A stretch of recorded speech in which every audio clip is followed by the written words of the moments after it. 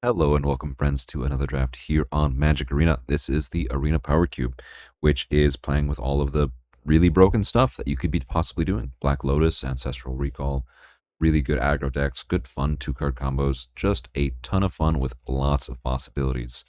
Our last draft went 3-3 with a weird deck that kind of ended up being Boros in the very end. Hopefully we have a little bit more of a streamlined approach this time, but regardless, I'm having a lot of fun with this format. This powered cube is something that I'm very much hoping to jam as much as I can while it is still around, and I hope that you enjoy the process as we go. Anyways, pack one, pick one. What do we have? We have no power, none of the magic power 9 or whatever, which is fine. You know, you really maybe open one a draft if you're lucky. That's kind of the gist of it. It should be a treat when you get it. Now this pack, cards that jump out to me are like Parallax Wave. That card just ends up being very strong. I don't think I play it to its fullest extent. Lurrus is a fun one to start with. Usually you really need to restrict your deck to make this guy work, but if you can, it's a lot of fun. After that, there's a Chain Lightning, I guess. Early interaction like Memory Lapse and Chain Lightning do end up playing fairly well. Rumble, very solid card, and then I do prioritize lands fairly heavily. That said, I prioritize fetch lands, untapped dual lands, meaning the ones that you can get with a fetch land, and neither of these lands are an untapped dual. This one would be maybe the next best, being a untapped early mana, but it's not in a particularly highly prioritized mana color pair, which is white-black. So now it leaves us to Memory Lapse, Parallax Wave, and Chain Lightning, I guess, maybe Lurrus. Honestly, Wave sounds fun, but I'm going to just take Lurrus. I think this card is sweet. We'll maybe try to build around it if we can. We'll see what we can do. I think maybe the best card was going to be that Wave.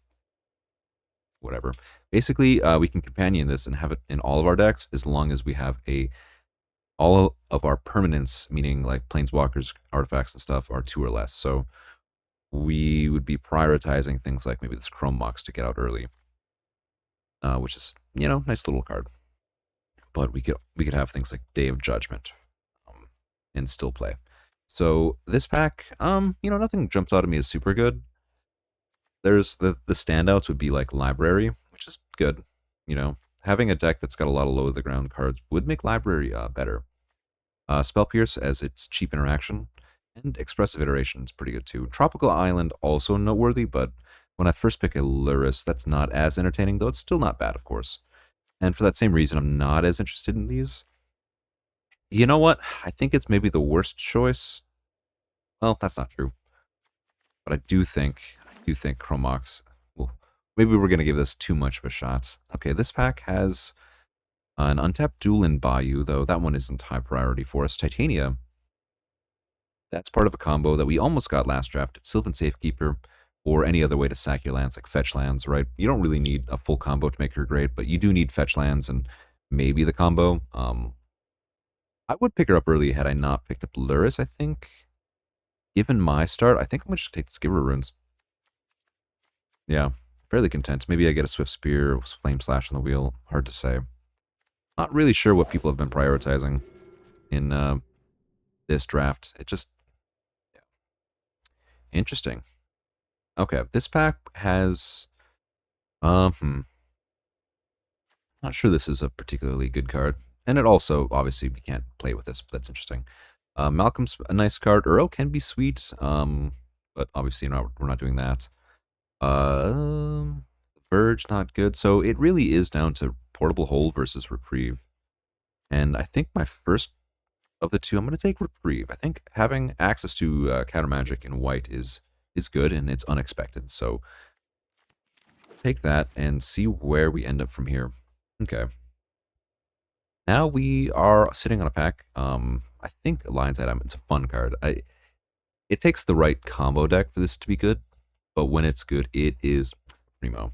It typically pairs with something like Brain Freeze, Underworld Breach, and that's just kind of wins you the game with those 3 cards. Or it's really good with like Echo of Eons, which has a flashback cost of 3, which, you tap this, pay 3, you get that for essentially free, which is really nice. Here, though, we really aren't competing with anything. It's just Path of Exile. That's just going to be probably what we take. And, well, clearly, this pack is not as good. I could take like a Shadowy Backstreet, I guess. I could take a Mind Twist. Dion would be kind of sweet. I kind of like the card, but it's not. Obviously, we can't play End Companion, but it's still a good card. You know, not going to take that away from it. Nadu is a nice one. You can combo it with many cards. It's not very difficult to do so. That leaves us with what, Sunbaked Canyon and Blood Crypts. You know, I can see this end up being like a white-red low to the ground deck. And then I'd maybe want the Canyon. It's either that or Blood Crypts. I feel it's more likely. I mean, I feel like neither of them are guaranteed to make the deck, so I'll just take the Canyon. Also, notably, I can get back the Canyon with Lurrus, which is kind of nice. Oh, speaking of that combo I was talking about, Sylvan Safekeeper. Very fun thing to be doing. That said, I think if we do go that direction, I won't be happy. This pack, I mean, we don't have any red cards, but Pyrokinesis is a sweet one. Well, pretty much any free spell goes up in value quite a bit, since you just tend to have to be doing a lot of things quickly. Otherwise, I mean, if I'd taken that, what's her name? I would have definitely taken Sylvan Safekeeper, but someone else is going to be gifted. And if it comes back on the wheel, that'd be interesting too. Interesting. Okay, so there's a Flicker Wisp, which is a strong card. However, breaks the Lurrus rule, and I don't think that's worth it to grab. There is a white-blue Talisman, which is okay. Otherwise, I mean, Balance is a ridiculously strong card. Not something that I think this deck would want to prioritize, but I'll take the Robert, sure. Now this is our first pack, and not really much came back. Though that said, there wasn't too much in the pack, besides the first couple things that I pointed out. Yeah, I'm just not interested in any of these cards. I'll take something that's fetchable, potentially. Sure. And now, I mean, the Madness deck with the Ravager is pretty cool, but I'm not going to be doing that at the moment. Just take another 1-drop. Now, we did wheel one of the 1-drops, and that's totally fine. Okay. So our deck has a direction. I'll take this, but we probably don't end up playing it. Same with the Joshua. Though if we get enough good things and we don't end up getting any of the good things to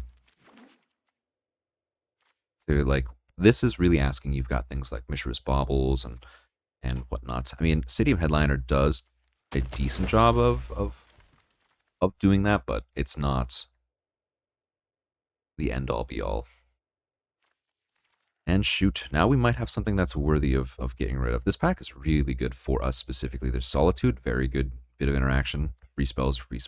Stoneforge Mystic, probably less so, but it's something you want to be on the lookout for if you've got a white deck that is creature-based and all that stuff. Crocus is just very good. And then Fable the Mirror Breaker as well. This is a very good card. You know, Urza Saga, notably not bad either. I'm going to take Crocus. I think at the moment, I mean, I only have the one, but it ends up, if it plays well with Lurrus, I think that's the critical card here. All right, now we are sitting in a position with a Spellbinder, a Faithless Looting, Lingering Souls. Could be a Lingering Souls. Worldspine Worm is a massive creature that pairs well with a card called Flash, which is 1 in a blue for an instant. Put a card onto the battlefield, sacrifice it unless you pay its mana cost, reduced by 2. So essentially, you give a creature Flash. However, that's not how it's used most of the time. Usually, you just flash a creature that you're okay with dying. And when this happens, you just get 3 5/5s, which, if you do that on turn 2, usually that just wins the game. That said, this pack is kind of doo-doo. Nothing really in the lands department that I'm excited about. I might just take this Lingering Souls, you know, never say never. We have 3 bits of black mana at the moment, so, and that's not an unwelcome thing with Lurrus as well. All right, this pack has what? Barrowgoyf, Lelia, man. We're getting a little tested with Lurrus, I'll tell you that much. Take the Verge, not unhappy to have that. Take a Containment Priest, but, you know, I don't think this is particularly strong in this iteration. Reanimator is a bit weaker, I did just mention Flash, and obviously this is good versus that, but uh, yeah. Now the question is, do I just take my like land? Do I take an Aether Spellbomb? Though moment that's not as exciting. I'm kind of inclined to take a red card and stay on game plan, and maybe we just don't. If we just don't, just take Lelia.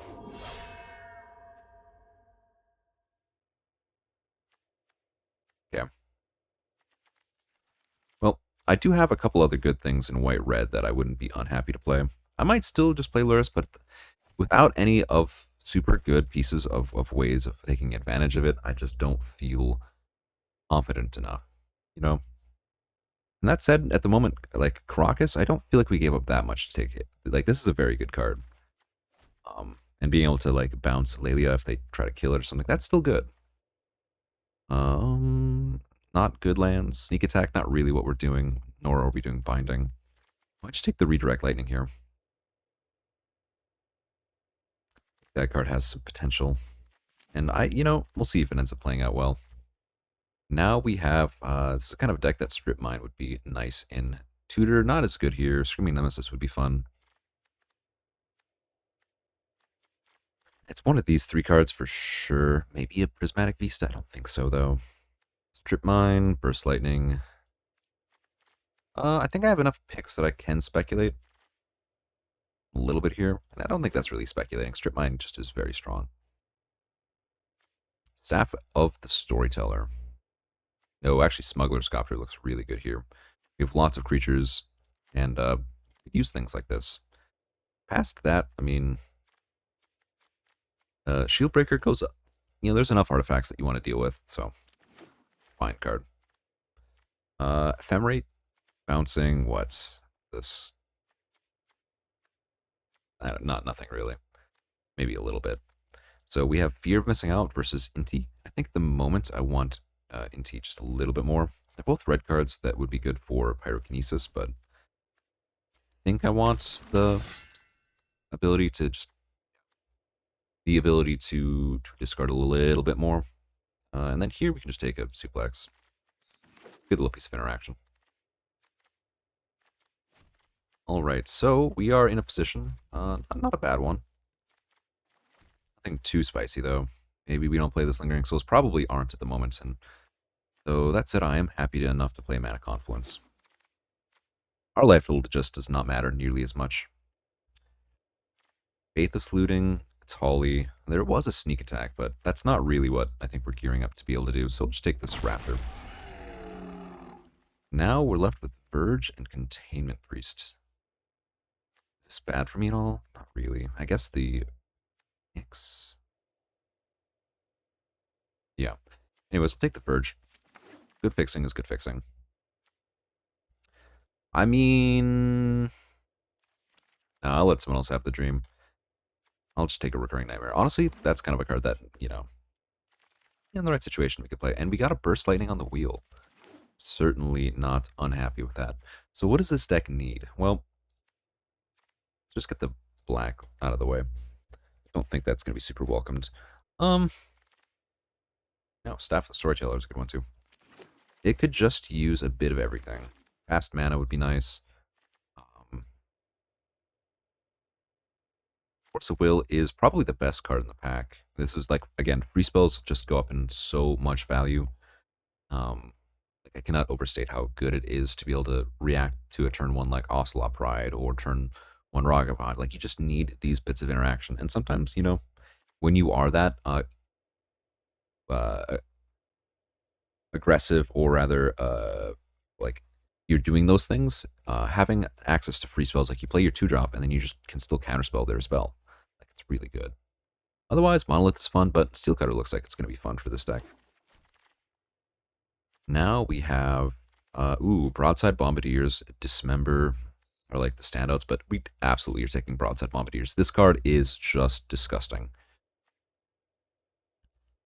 That said, Dismember always is a very good card. Actually, it really goes up like the earlier in the draft because it allows you to just have a combo deck with a good interactive spell. Whereas obviously you're not playing this in your combo deck. So having flexibility to selectively uh, uh, take cards that will always go in your deck, that is a valuable thing. Yeah, not much else to talk about there. Had I taken the sneak attack, Torsten would have been kind of cute, but not really doing that. Here, I think it's between Figure and Thraben. Yeah, not even really close. Well, I could take Prismatic Vista, but I think I want the creature. I think I want a 1-drop creature more. If this was like between 2 3-drops, I'd probably take the Prismatic. But I think I'm happy to take Figure in a white-red deck. All right, here we have, ooh, well, we did end up getting a Bobble in the end. I don't think, I mean, Lurrus is a good card, but no, okay, Broadside Bombardiers does make Lurrus not exciting. Here, though, I'm just happy to take Fiery Confluence. This card is just disgusting. 6 damage to their face, 1 card. Not much else you can ask for there. Galvanic Blast, Monstrous Rage, Grim, Lavamancer, and an Abandoned Air Temple. So I imagine I wheel one of these 4 cards regardless. And Starting Town actually not bad either. How am I doing? I have 22 cards, which I would cut maybe 1 or 2, maybe. We'll see. We'll see about that bit. Galvanic Blast would be okay. So would Grim. We have some good stuff, so maybe I take the Starting Town here, actually. Just guaranteeing early, my early spells seems like a good thing. Here, the Stoneforge Mystic could have gotten Batterskull, which would have been cute. But I think at this point, I'm not super interested in Cosmogran nor Monastery Mentor. That's just not exactly what the sect does. You know, it wouldn't be the worst for sure. It would not be necessarily bad. I think the Zenith would be a lot worse than the Mentor, but unsure exactly. Here, just take a Chandra, and honestly, maybe we don't play that guy. We have a pack. I mean, Gataxian Probe being free is kind of nice, but not super necessary. I think I wheel one of my 4 cards out of this pack, too. So clearly we are the only Boros drafter. I think Magda is kind of nice. On turn 3, you attack with it, and then you play one of your 4 drops, like Chandra or something. That's pretty good. That said, I think I just take the Lightning Helix. I think I want the Reach. I think all of these would be fine, and I don't think I can fault taking any particular one. Ooh, a Johnny? Wow. We read the lanes, and we are taking the good stuff. A Johnny is disgusting. Aeroblast, I hope we at last pick that, but a Johnny's just disgusting. I'll let you read the card for a moment. But yeah, it's wow. That's all I gotta say. It does far too much for what it's supposed to do. Obviously, I don't think I'm gonna be playing a gold span, so Carnage Interpreter, maybe. And then, I don't recall, I think Inquisition was the other card I mentioned in this pack, but we'll take the Extruder. I don't think I'll play that, but, Vista, Rewield. I'm not playing a tapped land in this deck. Certainly not one that doesn't Surveil. So I'll take the Prismatic Ending, and then we did end up getting a Glory. This card, throwback to it. This was like such a disgusting card. But these days, it is relegated. I'll play Hellrider over the Raptor for sure. And then we did wheel Lavamancer and Monstrous Rage. Funny enough, this feels like it could be more of a Monstrous Rage deck for sure. And we got the Zenith and the Mentor. I know I said it the other way around, but I guess that one's probably better. And then we did not wheel any of the creatures, and then I don't think I want that. I just have an aversion to playing more than 3 or 4 mana spells. I think you should not be doing that. Clearly, this is free. All right, so how did we do? Well, we have 1 Chrome Mox, which looks like it's going to be great. Essentially lets us get ahead on our story, or ahead on our mana curve. So let's see. I mean, I could play Lingering Souls with 2 duels and Lurrus. Get out of here. No, he's not companioning. Yeah, we just ended up getting kind of the nuts. And all of that said, there's just not enough, I think, to justify. So you can always filter like this, and it'll separate it into 2 piles. I think I have to do this. There we go. So our curve is 4 1-drops, 3 2-drops, and a bunch of 3s. So this is certainly an area that I could consider. I like Thalia. I like Bombardiers. Obviously, these two are probably staying in the deck regardless. Joshua is just kind of cute. Like, very good effect. Doing 2 damage is very nice. It's good inevitability, sort of, but like, is it that good? All right, Joshua or Detectives Phoenix. Bestow red, collect evidence 6, flying haste. Okay, so the one thing is either you bestow it right away and you give something +2/+2 flying haste. That sounds pretty good. But you have to exile 6 mana from your graveyard and then you can get it back. So if they kill one of my things or if I discard something, that ends up being good. It feels like that would be good with like some of my interactions. So I think this is good. I think this is a decent little bit. And then, Carnage Interpreter is also a really strong card. Hmm.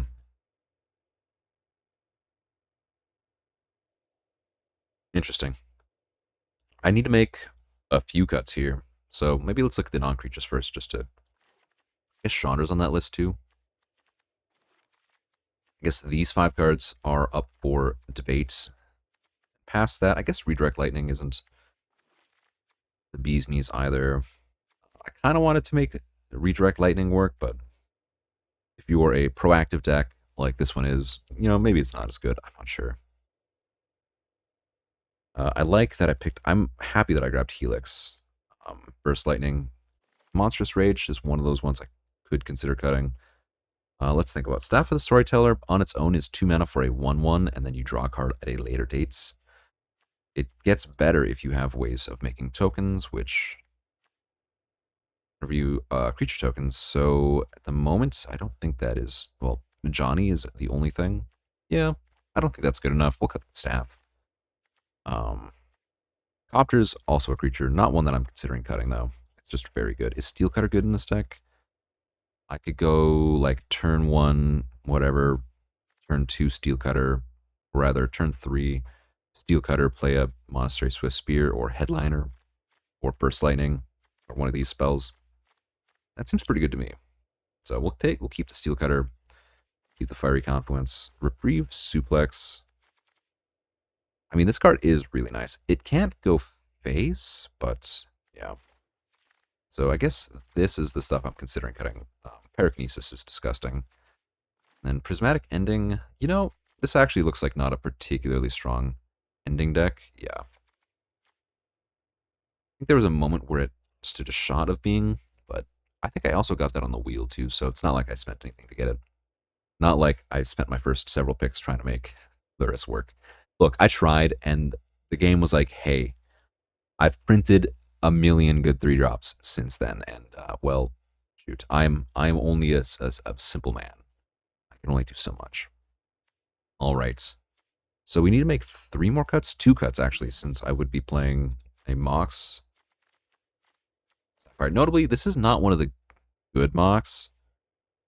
It's certainly serviceable, and when you need fast mana, like a deck like this, it's totally great. It does make things like Smuggler's Copter, Quarry Steelcutter, and also the Staff of the Storyteller good or worse, because this cannot imprint that artifact, of course, but I do think it's still fine because we cut that, and we have just a ton of other non-artifacts. So, given all that, we need to cut a land, so let's just assume it's going to be one of these first. We'll figure out the colors later, but I think my mana fixing is really good. I think that's something that I started off, like, one thing with, I would say on the mana base, you want to make sure that you do is have untapped sources of mana, and especially on turn 1, 2, and 3, which is kind of what Starting Town does, and as well as some of these other lands, right? You just need to prioritize all of that. And Strip Mine, being able to go like Mox, Swift Spear, and then play Strip Mine, kill their first thing, so that way they're like delayed a turn while we're attacking, seems pretty good. It's a colorless land otherwise, but I do think that is nice. And then Caracas bouncing like what, Lelia, Joshua, I think that's it. Oh, Inti and a Johnny. That's pretty good though. Yeah.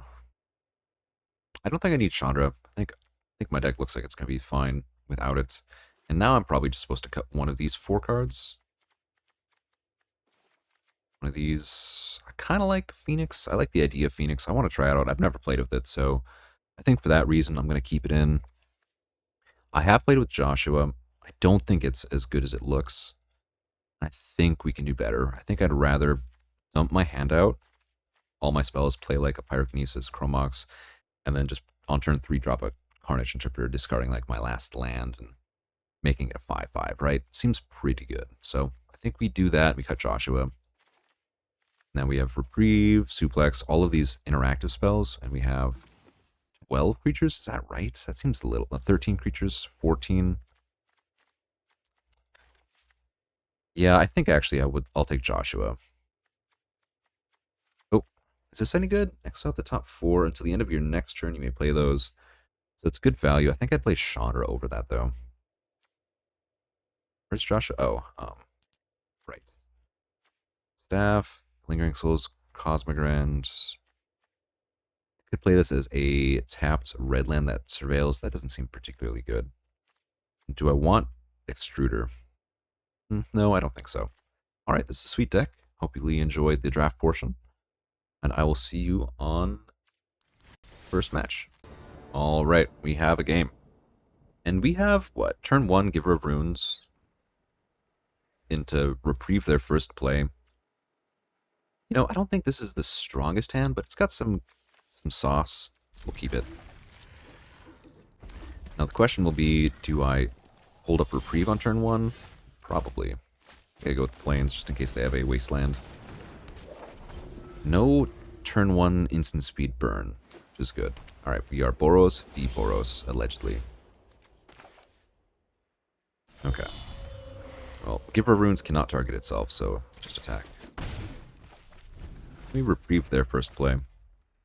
Let me drop Broadside Bombardiers.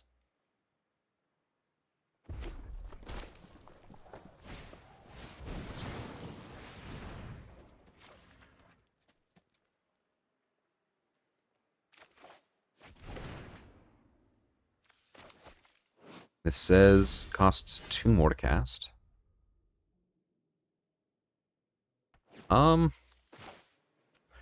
You know, had I drawn a 1-drop thing to cast, I would absolutely do that. But now I think I just play Bombardiers. Keep this thing up. I don't need to boast, but that's certainly something that I can look to do next turn. And otherwise, I get to go Steel Cutter into Suplex or Helix, one of these 3 things. They're gonna Anointed maybe one of them. Monastery Mentor, you say. So there does seem like they might maybe have a Pyrokinesis here. Or just like a Bolt or something. Sure, he can look at my hand. You are more than welcome to, Sir or Madam Dusty Bottoms.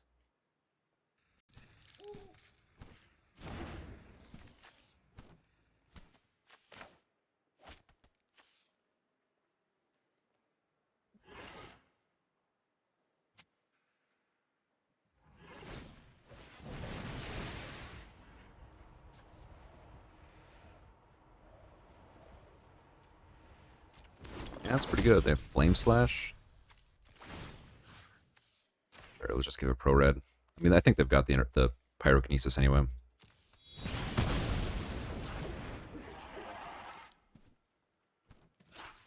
Kind of annoying that she can't target herself, but, you know, that's okay.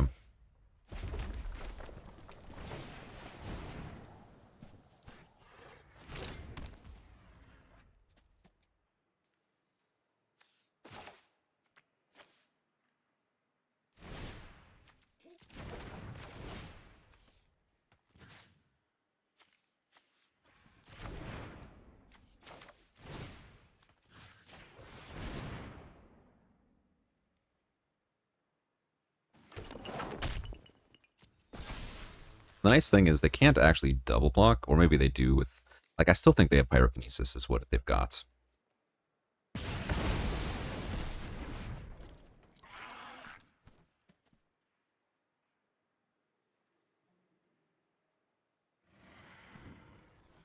Yeah.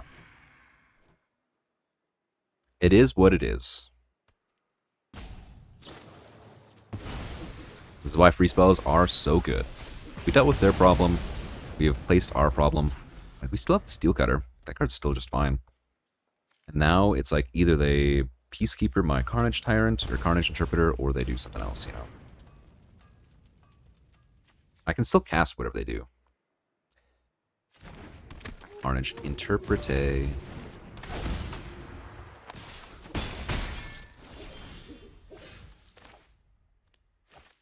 Joshua actually looks really spicy here. Yeah. Let's start with Joshua discarding our Interpreter.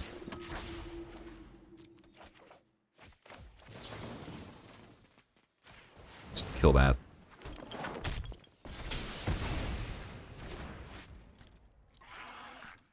What do I have?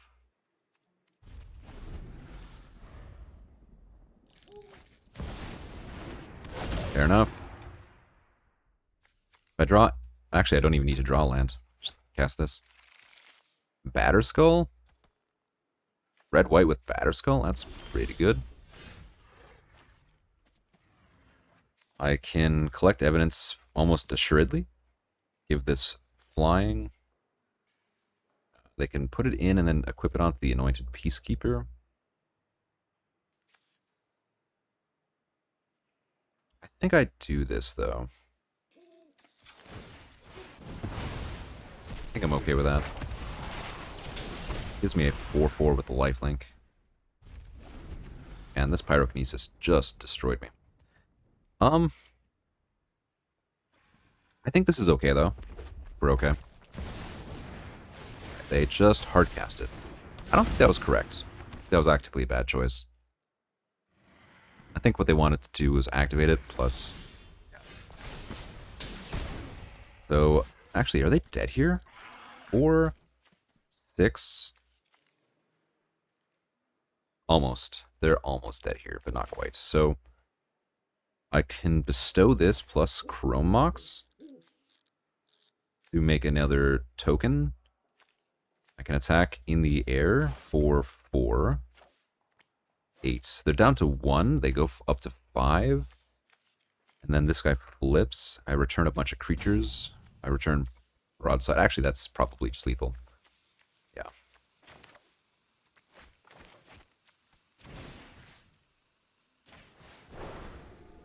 Helix, Suplex, Reprieve. Oh, never mind. That is lethal. I didn't... You know, I did not consider that this thing had prowess. Yeah, that's my bad. I even had an extra... I had 1 more than lethal. But yeah, so what they were supposed to do, in my opinion, because I have flying and that's kind of the threat, right? Obviously, they didn't know about the second bit, but they did know that this was going to flip and I was going to be able to keep looping this, which is obviously very good to have Bombardier's Interpreter. Actually, that would have been 5 damage, so they needed to activate Stoneforge, pay the 5 mana. Actually, no, sorry, they were off. Okay. I realized it was 5. It was 4. Okay, so they were out of luck either way. They had no play that would have made sense. The deck was sweet. Pyrokinesis almost got me, but we were just far enough ahead. All right, we have another game with another giver and something else. We're going to be taking a lot of damage off our land this game, I have a suspicion. Hopefully they just play a tapped land. We get to get them. Mox Jets? Yikes. Okay. Well, can't say I enjoy that possibility, but maybe they needed blue.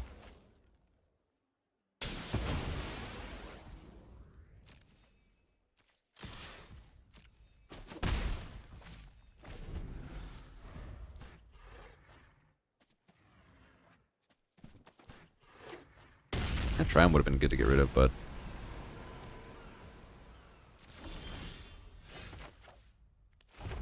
it's funny. Turns out the pathing my own giver would have gotten me the 3 mana to Lelia at this turn, but we're fine not doing that and maybe using one of them as the discard outlet. Okay, well, Turns out we didn't stall them that much.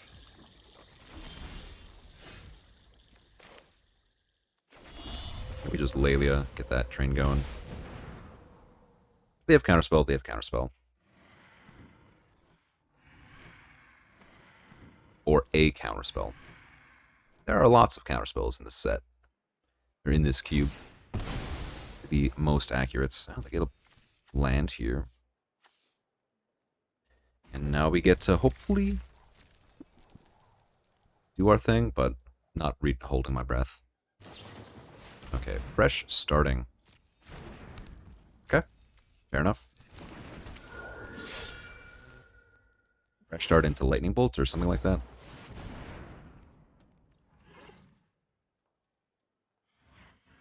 Oh, they tapped the monolith for it. Okay. Yeah, bet. Symbolic. Thanks. Notably, the giver cannot target themselves. And that's okay. This does not seem like a deck that Pyrokinesis is going to be particularly good in, but I guess I don't mind hitting the land drop here.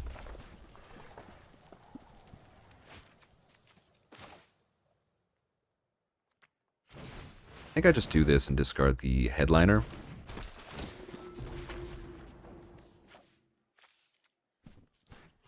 Honestly, do I even discard anything?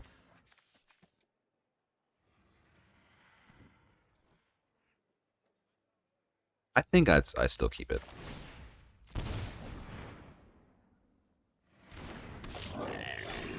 Now, if they have any more interaction, you know, might be tough.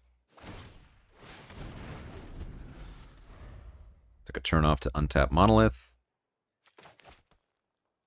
Now they play some fat creature. Not really sure what their game plan is exactly, but, you know, cheap. Good mana. Looted deltas and stuff. Mind collapse, free spells. Like, that's all very good. They're looking like blue-red, maybe? Blue-red splash black? No, they have a Badlands. They probably wouldn't play that. Well, no, that's not true. They could still just be blue-red here. Playing Mox is just a Mox, because you always do that. And then Pluto Delta gets the Badlands as a red, and then Rogran Triumph, Pluto Delta, etc., etc. I'm not putting that much pressure on them, but that could change pretty quickly, so...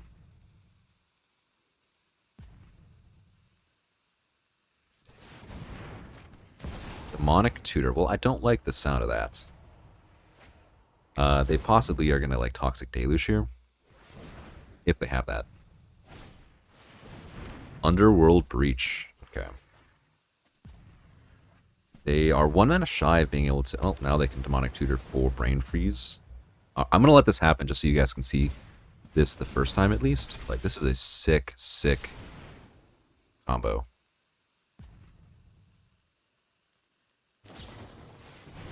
Oh, they targeted me? That's kind of a mistake, isn't it? No, they're probably going to target themselves with future ones. I'm going to let them do it, because the odds that they mess it up is high enough.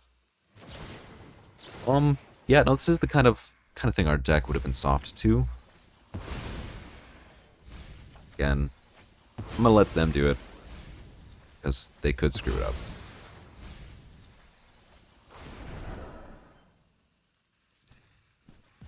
Oh, actually, no, they just don't have it, do they? Why did I think they had the combo? Is that enough? 5? Mill me 5 times?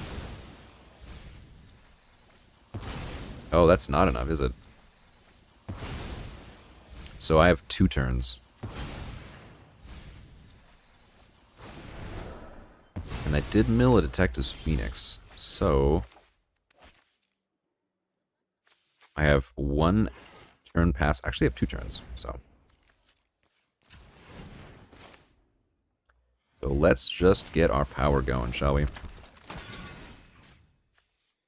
+2 and flying and haste.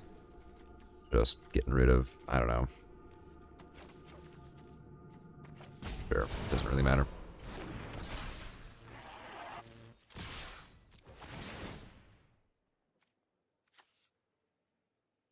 Whenever you attack, you may let me just double check this. And then when you discard exile, I will not be doing that. Probably need every turn I can get.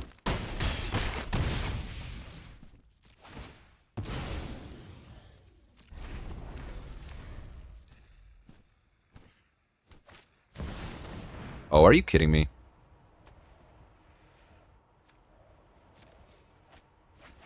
What a draw. What a draw. So, okay, just to explain what happened there real quick, because I think it's fascinating. They shot their shots knowing, well, knowing that they were probably dead in a turn or two, and that was like a pretty good opportunity for them to go for it while I was tapped out, right? So what they did was they brain freezed, and clearly, if they don't have Lion's Eye Diamond, which is the thing that's free and gives mana, they need to target them, or if they do have it, they had to target themselves, in which case they probably were going to kill me if they had it. But clearly they didn't, so they targeted me twice, hoping it was enough. Then they were out of all action. They had no more cards. And then they just drew a card that made me draw an extra card. On board, they were going to go down to 0 life. And if they had played a creature, we had obviously Path or Pyrokinesis, though I guess we couldn't have cast that at this point. Regardless to say, I mean, sweet deck. I am never sad to get comboed out in this format, especially playing Boros. Like, if I'm playing combo myself, you know, you got me, but yeah. Anyways, I need to run away for a little bit, so we'll catch you back for future rounds. Put this on pause, and you might see me a little bit different. So. All right, and we're back with another match with this sweet little Boros deck. Yeah, probably likely have to run in and out a decent bit today, but that's okay.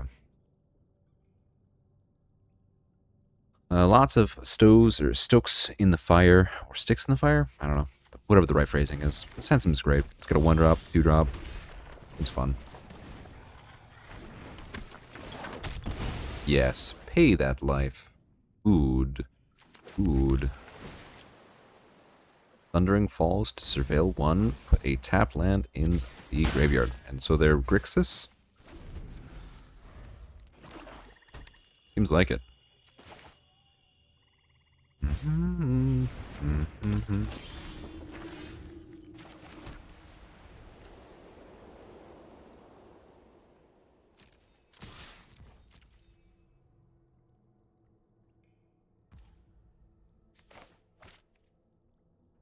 Yeah, that's fine. Probably just reprieve whatever they cast this next turn. Honestly, I'm not super concerned about this, Hey.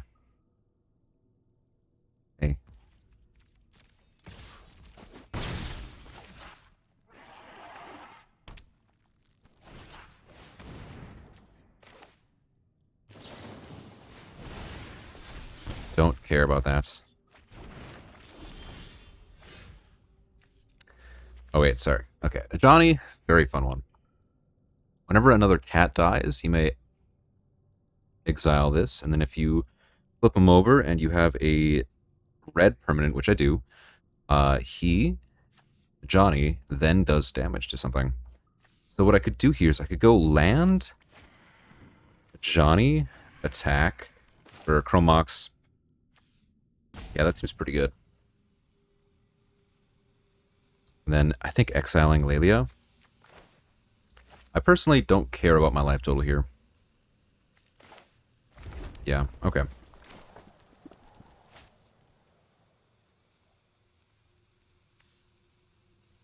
I don't actually have the... Yeah, I do if I exile the Path.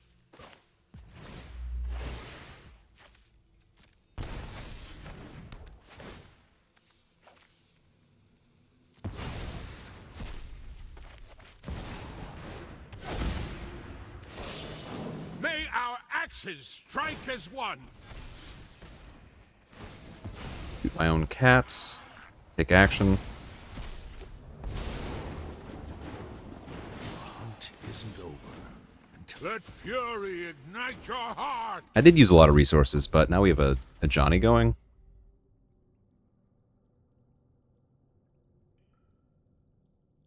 I didn't quite have the double white to make it work without... I didn't really want to lose my Path, but it's fine, obviously. We definitely just chump here. Ursa. Let's see.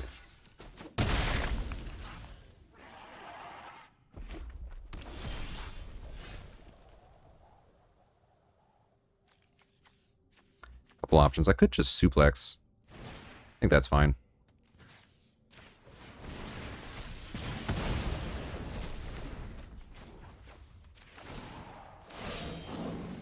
Into the fray. Now next turn I get to Bombardiers.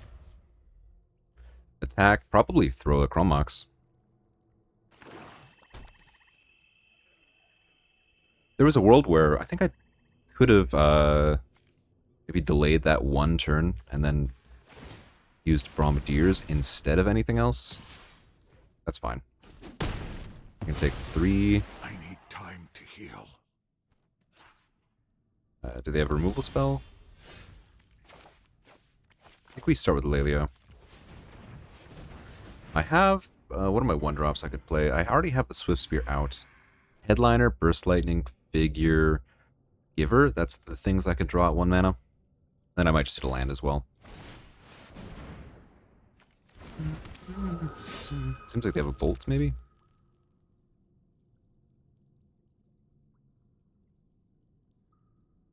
Pyrokinesis. Okay, that's a pretty good one.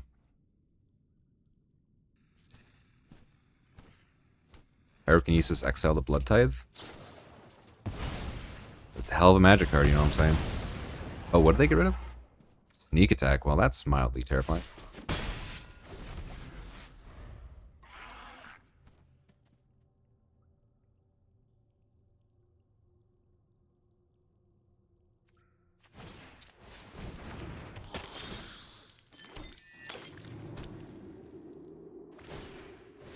Yeah, that's not going to be nearly fast enough. Okay, so I did draw what I needed to draw. Make it all kind of work.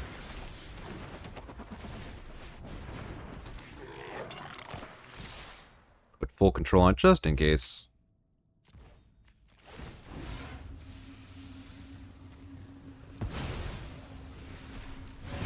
Two so they can't trade. It's kind of effectively the same thing. Guess I could have just thrown the copter, but if their last thing is a removal spell, like we still hit them for 4 or 3 in the air rather. So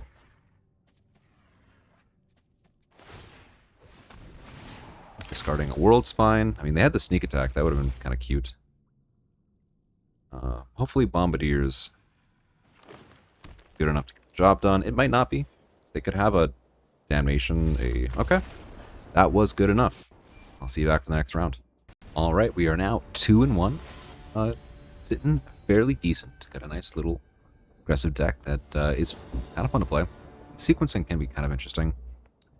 This is a tough one.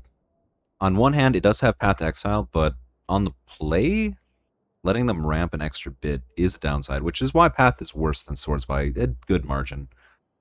Even if the life gain is relevant in a red-white deck. But yeah, so we would go, what, turn 1 Path, turn 2 Robber? That seems kind of rough. I mean, you're just gluttoned up on 3s. I think one important thing is to mulligan a little more aggressively than you think you would normally. Well, this is definitely a keep. We're going to be paying a lot of life, it looks like, but I think it's a keep. And then we're going to bin one of these 3, and I'll leave it as an assignment to the viewer. Which of these 2 is better? That said, I could just get rid of the Monstrous Rage, but making this a, what, 2/3/2? And then, of course, dealing a little extra damage is kind of cute. Yeah, I'll get rid of Joshua.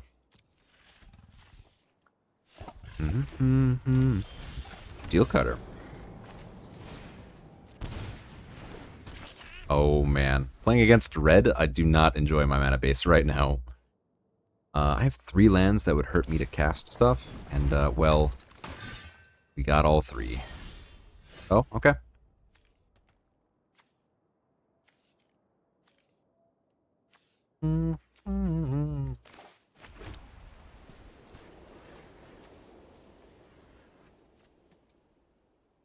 Off the trade.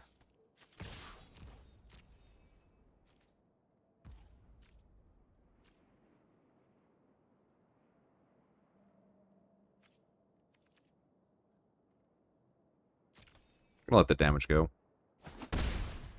Plan to reprieve their first spell here. And then next turn we get to go Steel Cutter.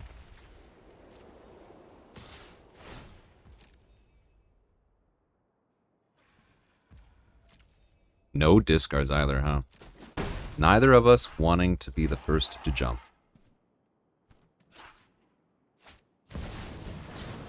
Well, thank you, sir.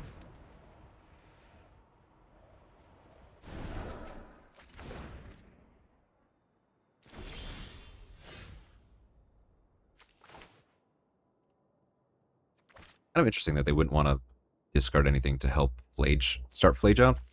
I think the only thing I want to make sure I keep around is the Bombardiers. I think that's going to be the key to this game. So what we're going to do is do a classic Steel Cutter into...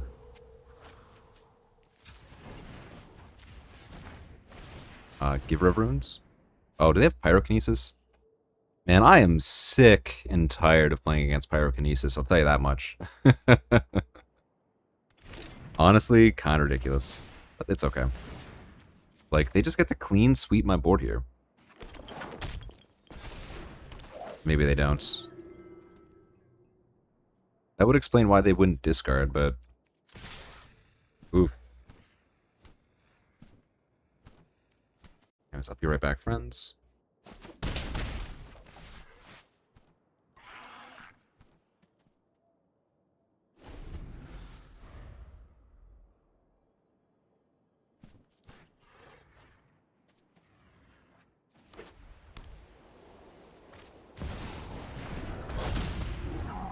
Alright, pause. But I assumed things were going to happen that maybe did not happen. Okay. So they Flage, and then they get to Bomat Courier. Fun little card.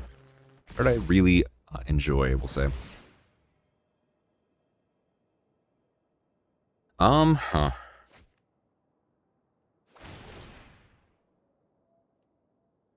Oh, they have Fire Blast. Well, that's a terrifying proposition, I won't lie. Okay.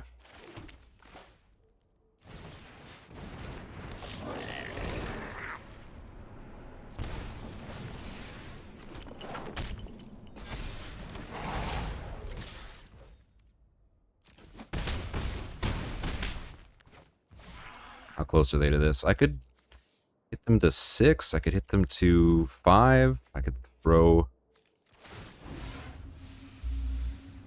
assuming the last card can kill the Courier, I think I just actually shoot the NT.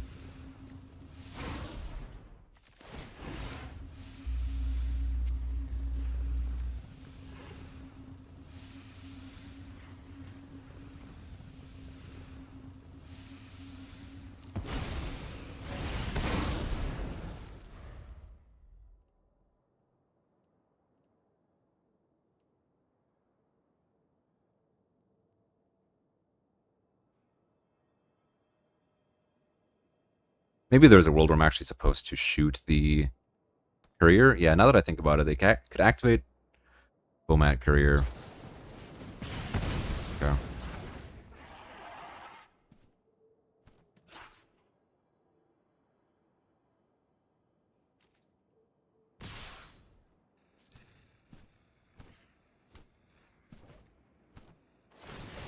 So I can make this a 5 power creature. 5/7. That would be lethal, technically. Assuming they have nothing else. They hit the land, so... they're still 1 shy of flaging, but...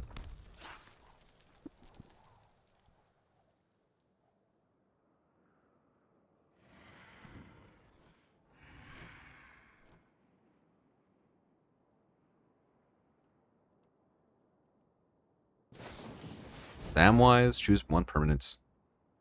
Return the Courier this turn. Okay, sure. That's a nice one. What does this do? Can't be blocked by creatures with greater power. Fair enough.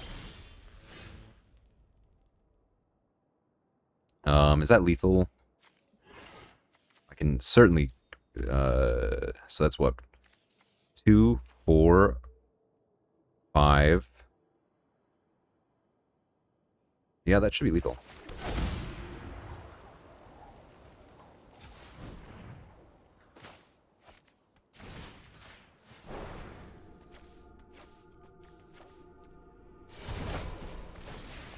What a crazy game.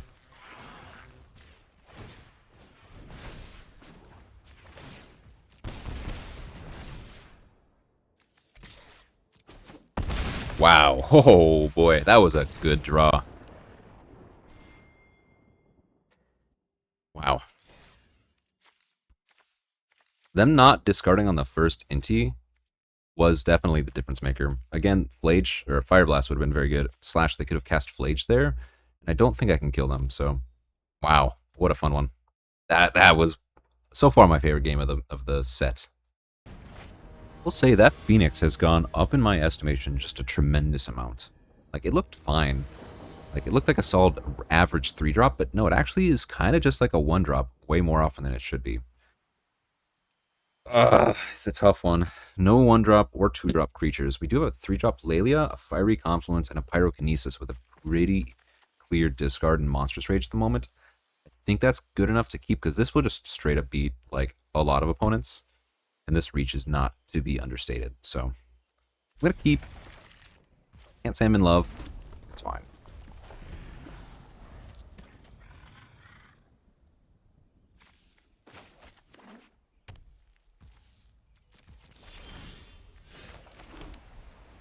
We get to reprieve their first spell. Pyrokinesis it. I need to. Suplex is a nice little card. Zagoth Triumph. That's the Sultai. Yeah, the Sultai Triland.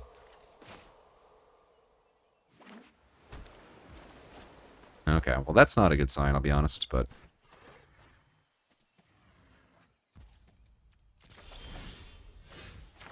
the game plan did kind of revolve around casting an early reprieve and getting there, but memory lapse, that is okay. And I would certainly put it on top over anything else. So next turn I'll cast that and we'll see, but this was definitely one of the weaker keeps. It was, I don't know, you'll have to let me know if this is one that you would have kept. I think it's on the fence. So again, same thing, they're just kind of time walking me a little bit. Does it get to attack? It does not get to attack. Fair enough. Black, blue control, huh? Splashing other things? Maybe these are triumphs for something else. Unfortunate, but yeah. Yeah, this is not ideal, we'll say. Neither of these do damage to planeswalkers. So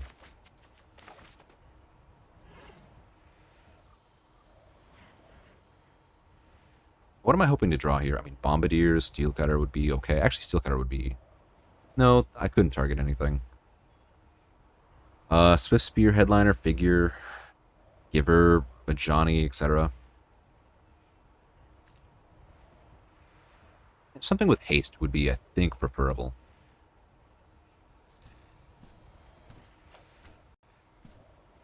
Alright, they made their decision.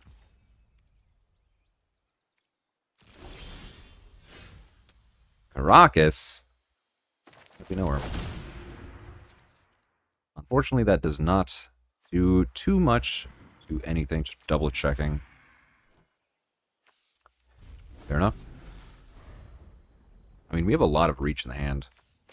These two pieces. Unmarked Grave, huh? Search your library for a non-legendary creature card and shuffle blah blah blah. I guess I just want to reprieve that.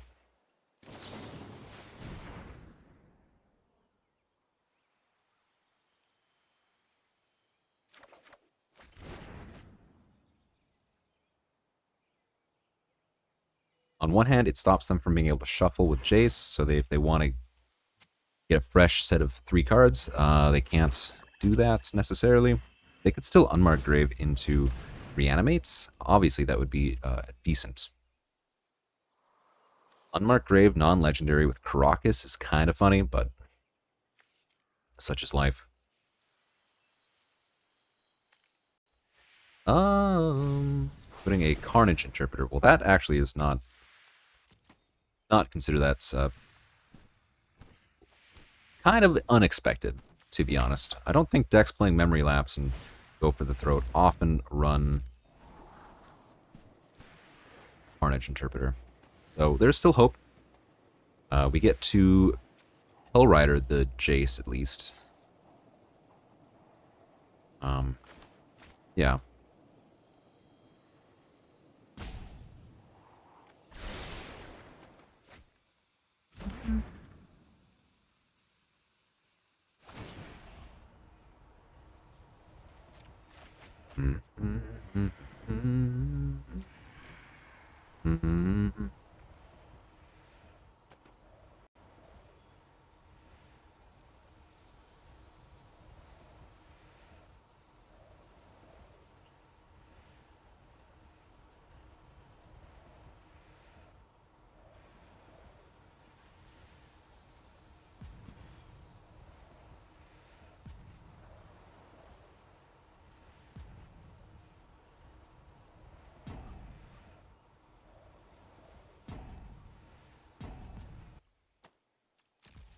All right. They have made a decision. Yeah, I guess I would rather just that.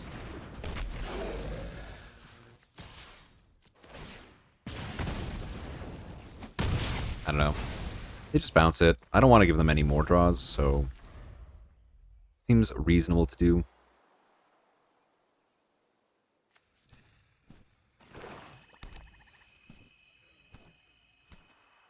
Plus, it's just going to save me a lot of time. Inquisition of Kozilek. Well, that gets Suplex or Monstrous Rage, which... unsure what they're going to grab. These are invalid targets, so they're going to take one of these two things. My guess is Monstrous Rage, unless Suplex really messes with them. Yeah. And they chose the Suplex. Just paused since they were, they like to take their time, and there's nothing wrong with that at all. I think you should very much take all the time that you need, you know? Joshua's a fun one.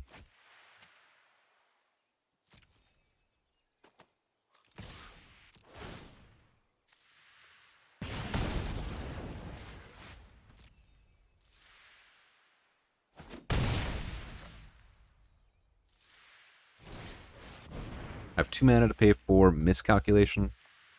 I have Caracas to bounce it.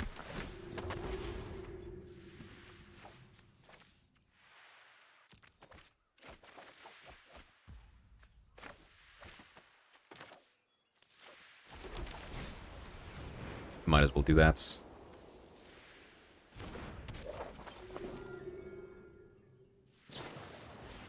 Lash?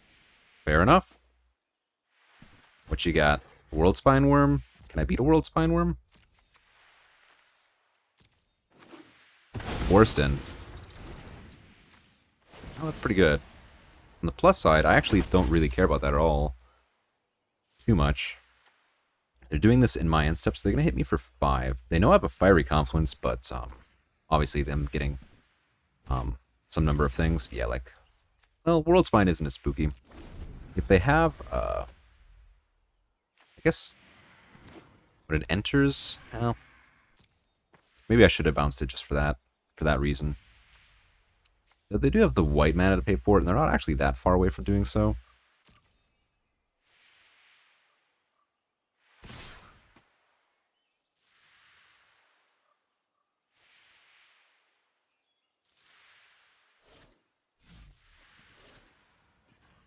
Okay.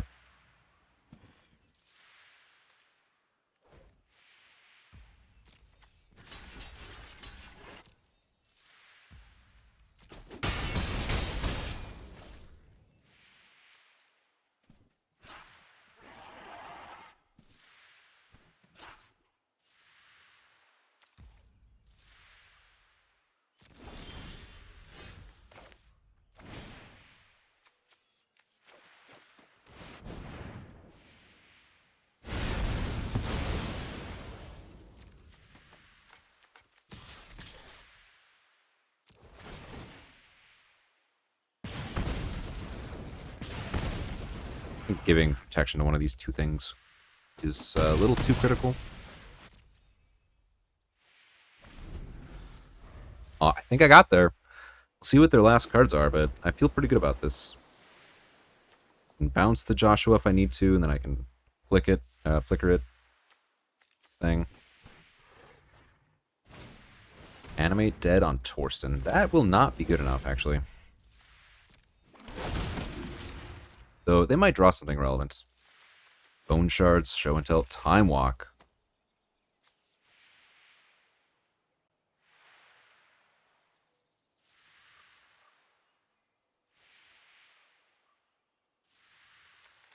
Oh, I guess they don't get creatures or non-creature spells. So they actually only got like a land.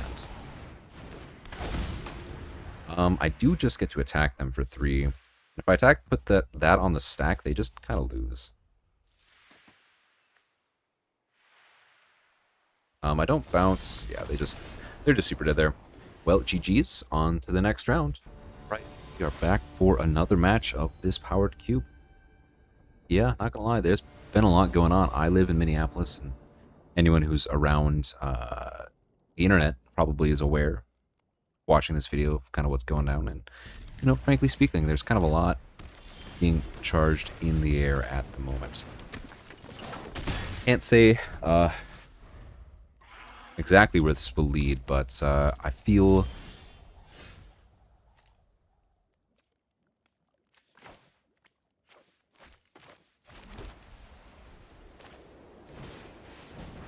I just go into... Johnny would be nice. Sure. That's fine. Sorry, this is just a lot going on. You know what I'm saying? This is a lot in the world. And my heart bleeds. It really does.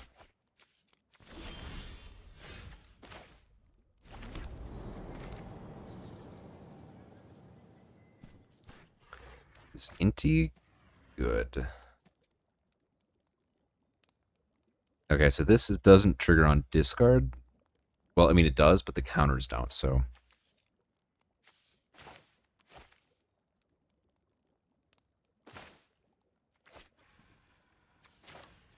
I think I Joshua discarding the Mana Confluence and the Inti.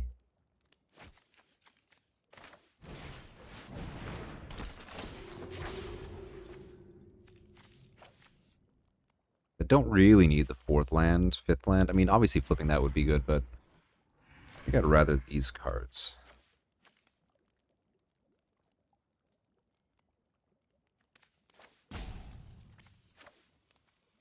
No. Yeah, I think I made the right choice.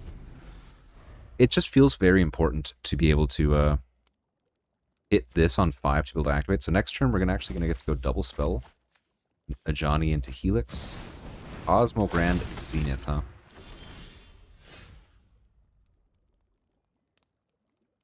Okay, well, that's a pretty good one.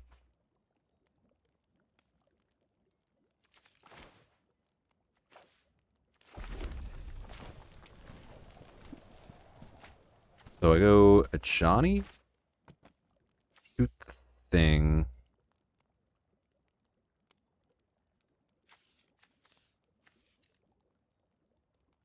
No, I mean, yeah, that doesn't quite work. I guess I could save that for next turn.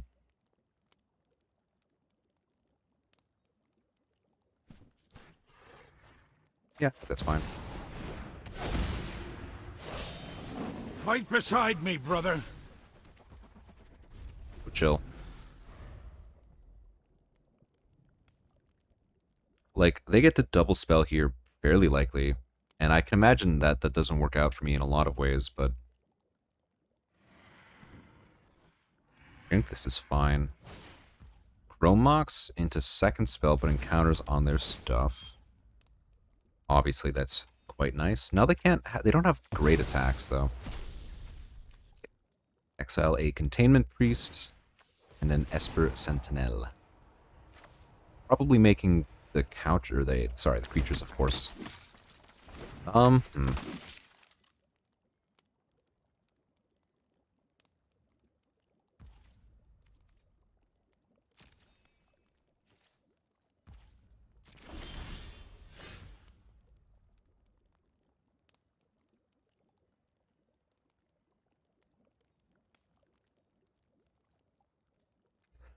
can crew with the Johnny, attack, and then see what happens.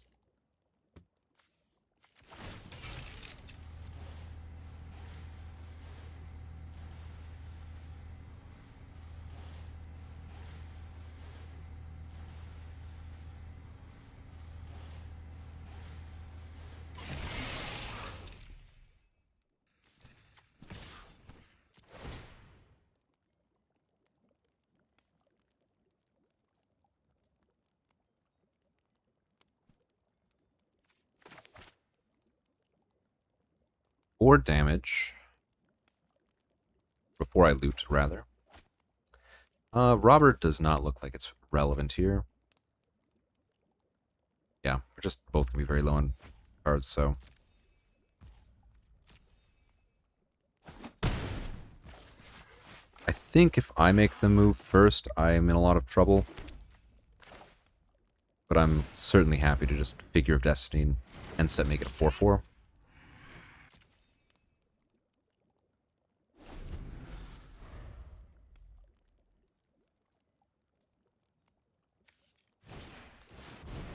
Broadside Bombardiers, eh?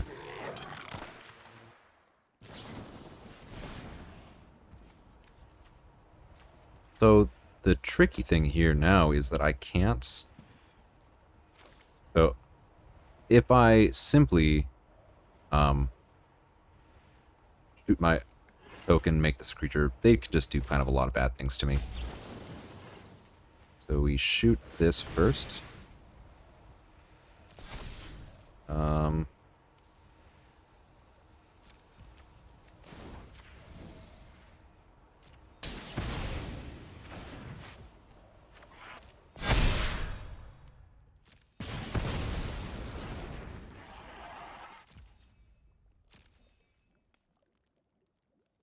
They don't have great attacks either, is the thing.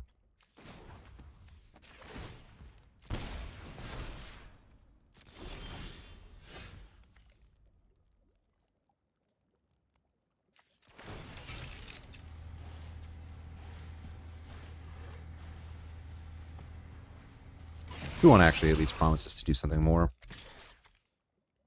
Next turn, I might be able to make this a 8/8 flying, which is obviously quite relevant.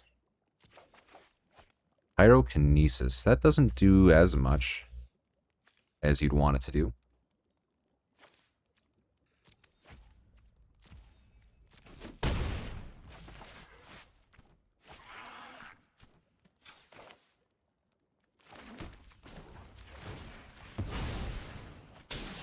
For a second white, I guess.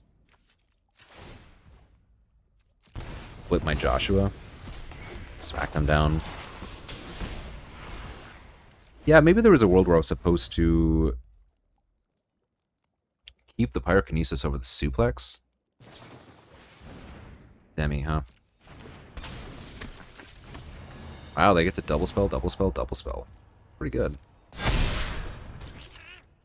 They don't have great attacks. They can attack for a little bit, but not a ton. Well, take 9, I guess.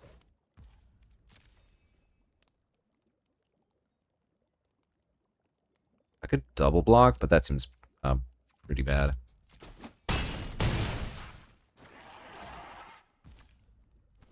So that threatens to be a flyer.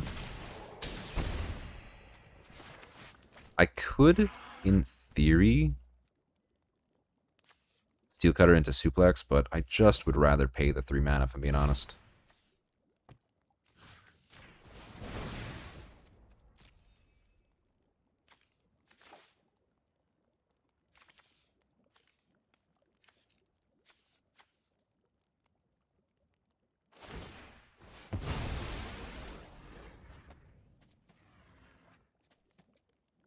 That's obviously quite fine. The real question is, do I pay it? I think I do. I don't really want to give them any extra cards here. So they're not going to kill me on the back swing. Auto pay. Crew. I guess I don't want to block with the Figure of Destiny. Bring them to 1. this creatures? Yeah, creatures. I mean, they're at 1, and then I can flip this? No, I can't quite do that this turn. Oh, that's a spicy meatball. Certainly I'm going to chump with my one guy.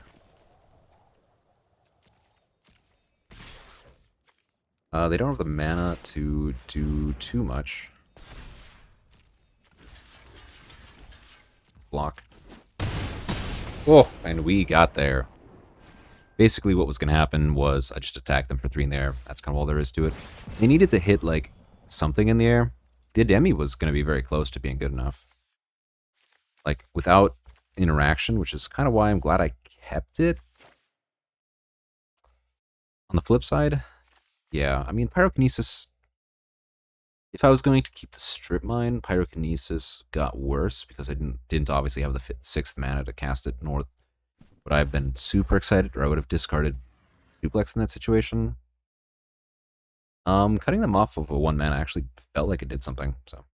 Anyways, that was a fun one. I'll see y'all back for next one. Alright, we are 5-1, coming into our next round against Urza, Chachos. And we have, you know, it's a good hand. Turn 1, whatever. Turn 2, we play Copter. Turn 3, we play Inti. We get to attack and put counters. This is really good. Just missing a 1-drop. Really, that's kind of the only issue. We have good mana. We're just missing. And we don't have infinite 1-drops either. We just have a lot of good stuff to do on the first turn of the game.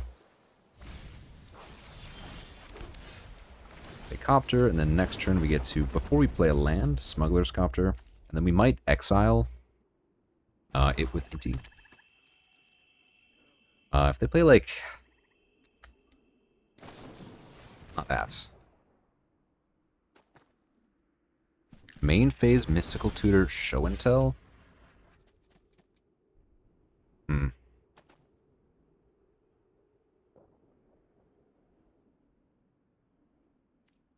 I still make the same play because I can play a Plains and hold up Reprieve.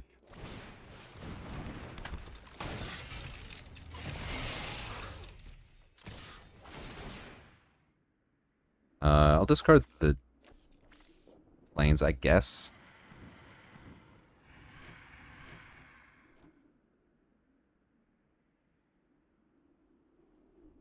Yeah. Fine.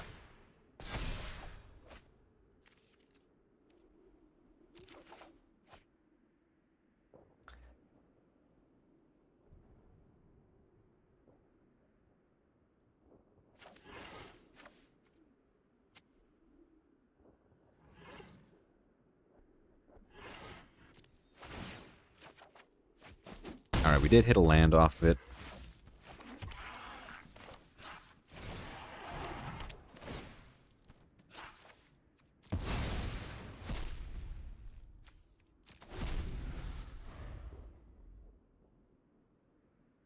If they go removal instead of show and tell,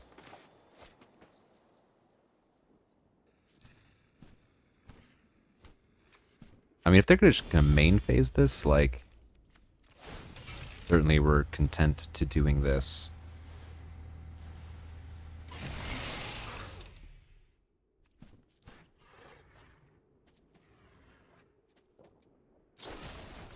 Bitter Triumph, discarding an Atraxa.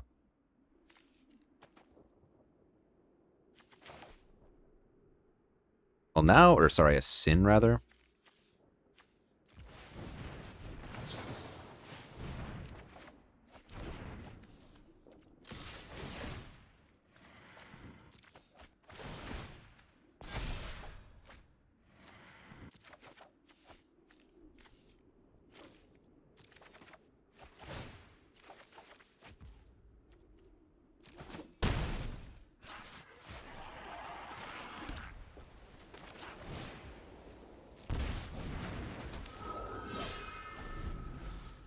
I mean, we're putting on quite a clock, I would say.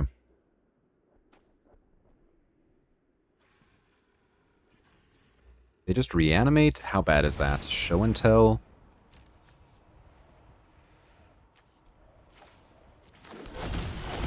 Atroxa, eh? That's a good one.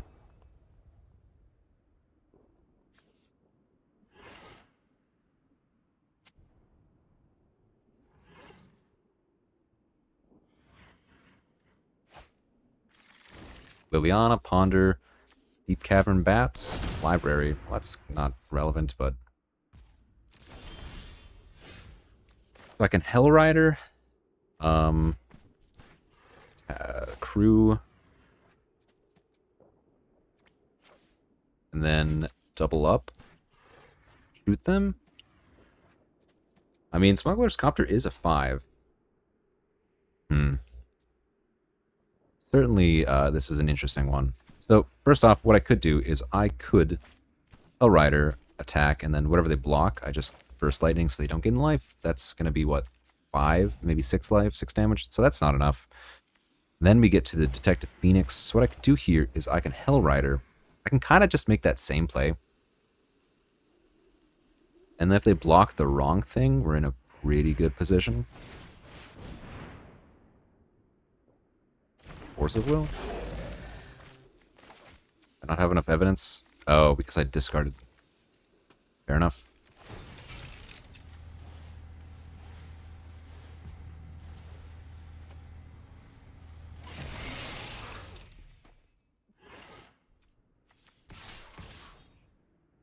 So this is going to cause me to...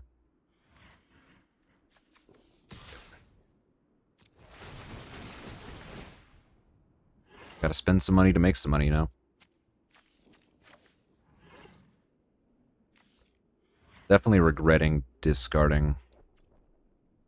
I just have to do this, actually.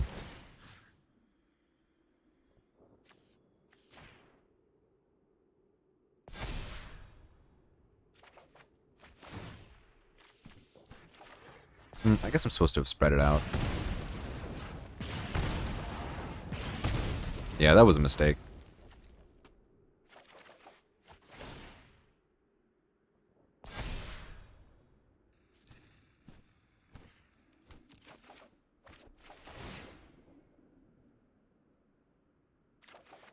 That might still actually just be...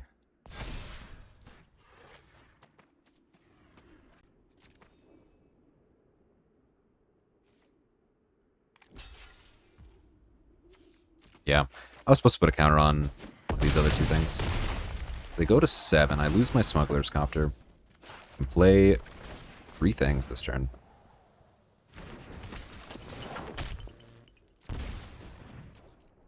Yeah. I don't know why I keep thinking that it gets to do the thing. We chill, and we get to Phoenix something else next turn.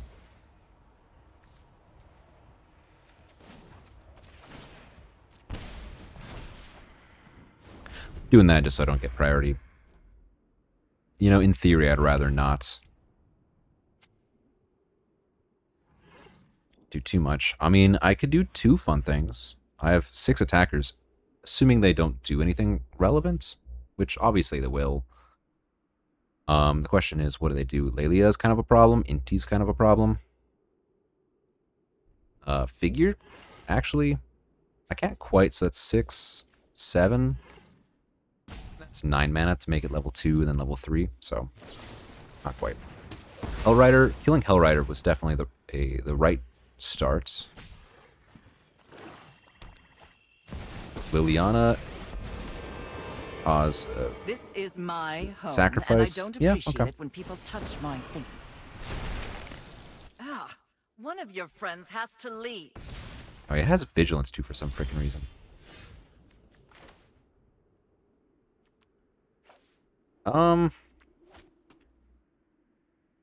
Yeah, I mean, I just can't beat an Atraxa. Isn't that funny? Well, let's start off by drawing a card. He thinks Joshua, that's a good one to discard.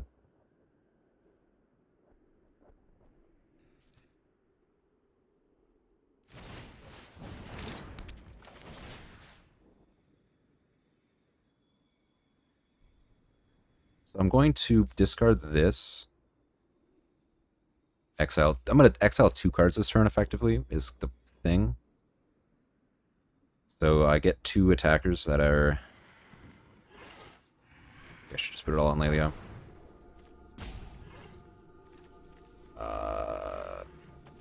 1, 5, 6, sure. Oh, interesting.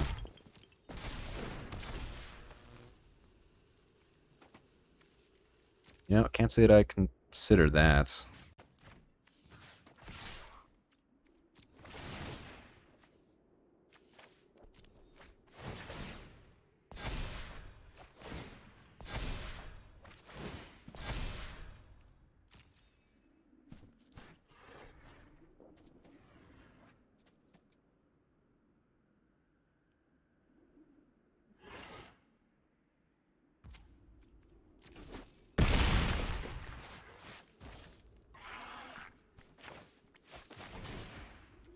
I actually do think I cast that one.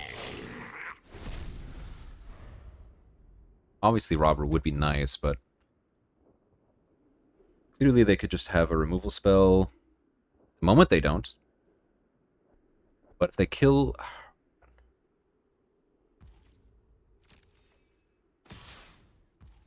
Not dead.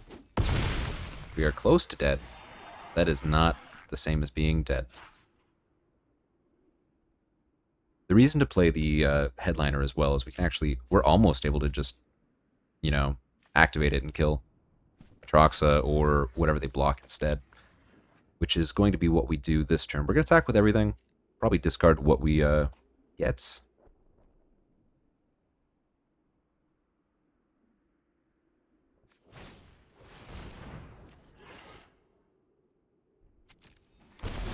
Okay.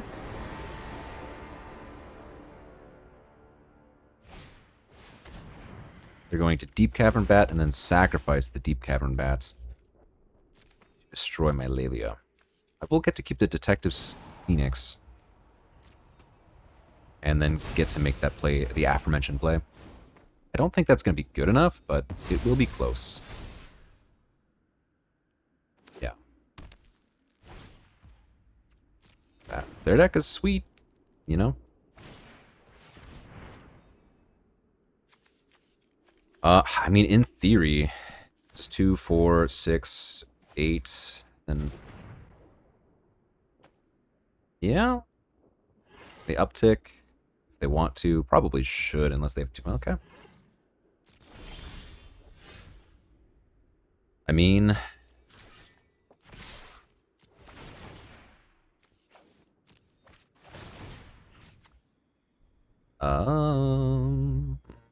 I guess I was supposed to let that Stadium Headliner trigger go first. This already has Trample. Effectively, I'm just trying to make I have 3 power. Yeah, that was actually a pretty big mistake.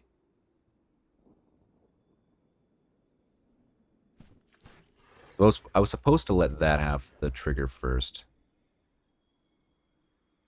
So I guess I'm going to uptick this to make it a 4/4 anyway, so it doesn't matter.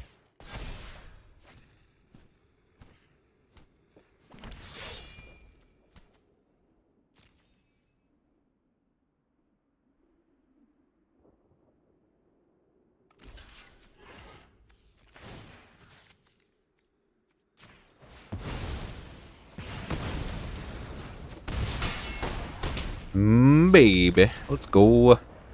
Beat a resolved Atraxa that hit me over 2 times. That feels pretty good. Lelia and Inti, the 2 best friends that ever were. Alright, we get to play for the trophy. This has been a fun one. Alright. Playing against another Karn. This is a nice one. We've got good mana. We've got a 1, we've got a 2, we've got some interaction, and then kind of a way to dump our hand afterwards. So, quite happy so far. And, you know, all things equal, I'll probably just discard this Carnage Interpreter. Just kidding.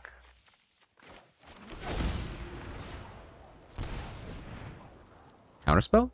No, not sure what that could be. I don't need the mountain. I would rather just start Getting this ball rolling. Well, that would have been a fun one. Either way, it's like a brainstorm. Ants. Fair enough. They're gonna have to discard some stuff though. If they can kill either of my creatures, we're kind of not doing nearly enough, but all things equal, I think we're okay.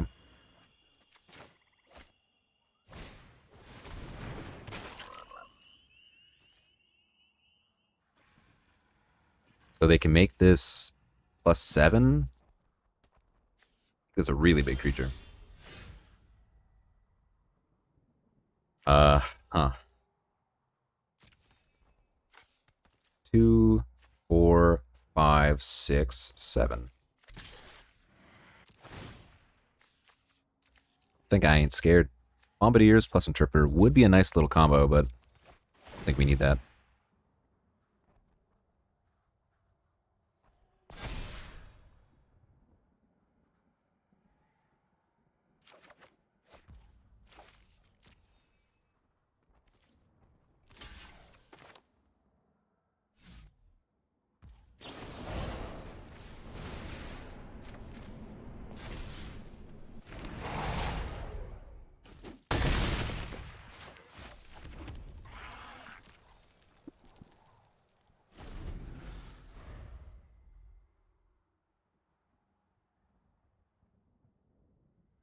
It's actually not entirely clear what I should be doing.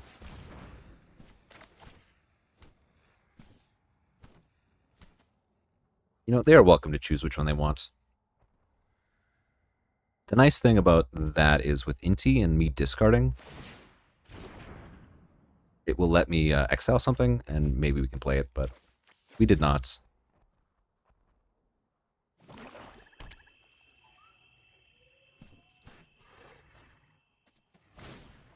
Baleful Strix, eh?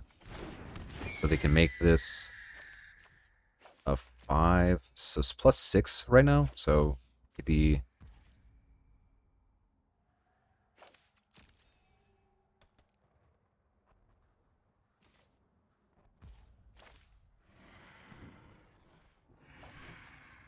Eight is the toughness that's going for. I think I just actually do this on my turn.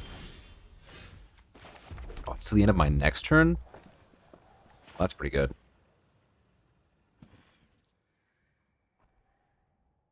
I think I'd rather play the Hellrider. Chill a turn. Psychic Frog's a good card. We have them at 10 life. We have effectively 6 bits of burn at the moment. So the 3 from Hellrider plus the 3 from Lightning Helix puts them at 4 life. Now that I'm mentioning it, we did not draw, or we did not wheel Fire Blaster. Maybe I took something over that.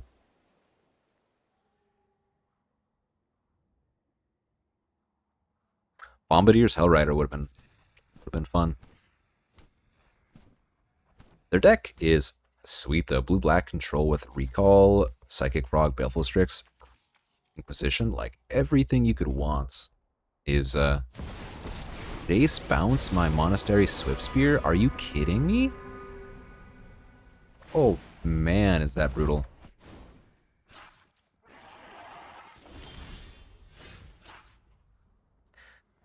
So they can give it +5? That's tough.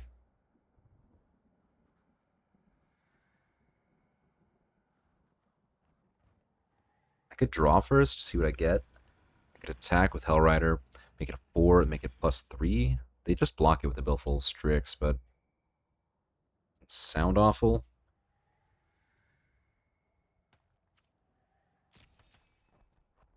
I think it's close. I don't know.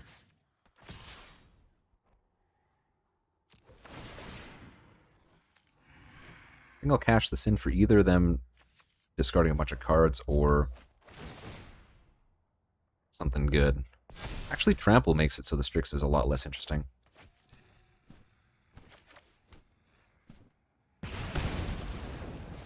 They know everything I've got, so...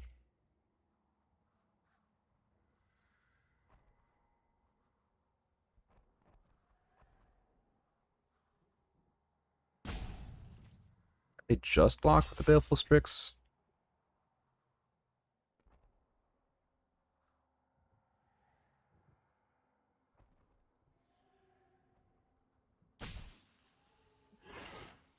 You know what? I'm not going to do the math.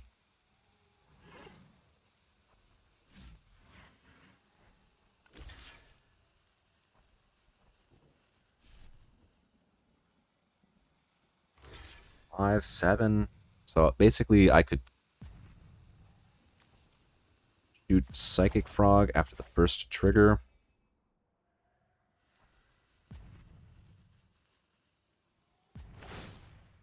Discarding Chrome Mox. I can just Lightning Helix that now. Make them commit.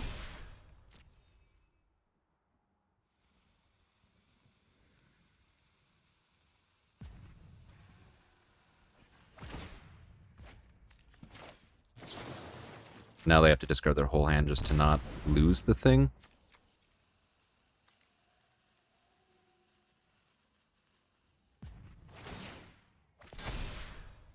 And then it still just trades.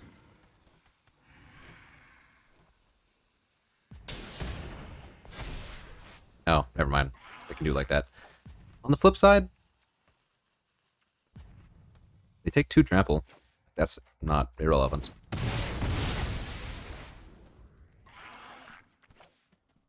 I'm going to play that for sure, and I don't need to play the Swift Spear at the moment. It has haste, and there's a chance I just want to discard it.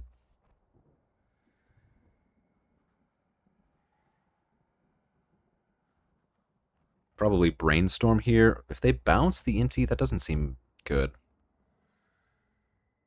I mean, it's not bad, right? But oh, another reason to not cast the Swift Spear on top of it having haste is in case I get a Quarry Steelcutter. That would be a good... Oh, they're going to try Fate Seal me? That feels not particularly impressive because of Inti, but if they want to not draw 3 cards, they are more than welcome to.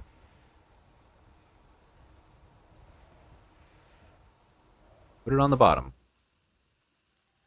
I wish I could look at it after the game and understand what decision they made.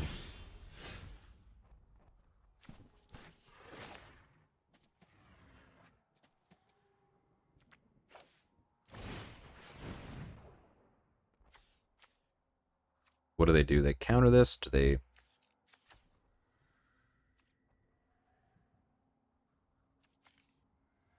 What is their game plan? They kill the Inti in response?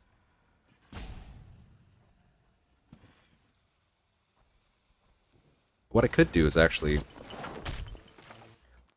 1 damage and then 2/2/2. Well, probably destroy artifacts.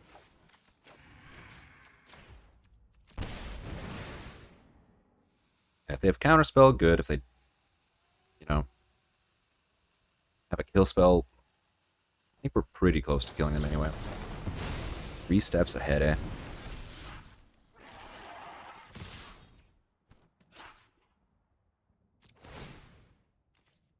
They can block with Baleful Strix. Obviously, that's pretty good. How much is it to make the copy? So it's 4 mana to make a copy. That would have been kind of good to make a second copy of Baleful Strix, but obviously they needed a counterspell. Were they seriously considering 3-stepsing?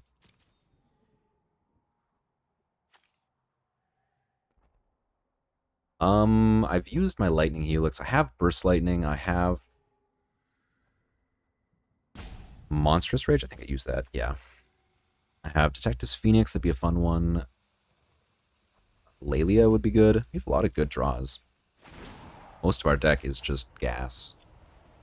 I mean, obviously not the lands. I will be cracking the Sunbaked Canyon here. I've used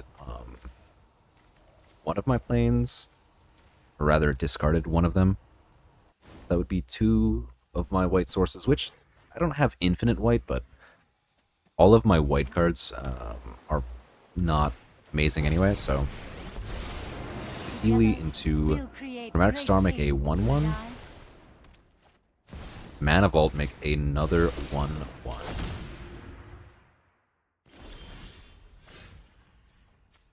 Start off by drawing a card. It's a good place to start. Well, it do be like that, I suppose. So here, I think I actually exile their Chromatic Star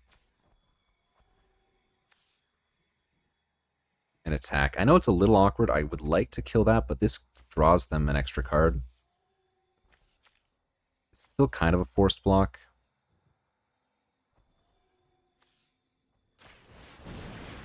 Just don't really want to give them...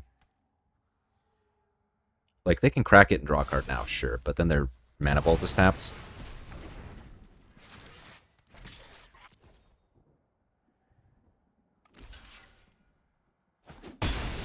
And now they're living off the top of their deck. They can't really... Well, they can tap it, but...